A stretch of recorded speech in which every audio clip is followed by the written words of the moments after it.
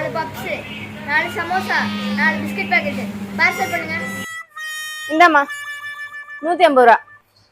150 ரூபாயா? உங்க செல்ல கொஞ்சம் கொடுங்க.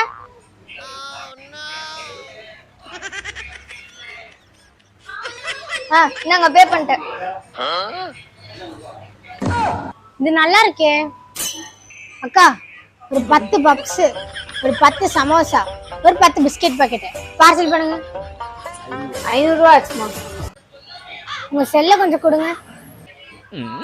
பாஸ்வேர்டு கொஞ்சம் சொல்லுங்க. எதுக்கு? இப்பதான் அவன் வந்தா உங்க செல்ல வாங்கிட்டு பே பண்ணிட்டு போயிட்டா. எனக்கும் சொல்லுங்க. ஏன்னா அவன் என் தங்கச்சி.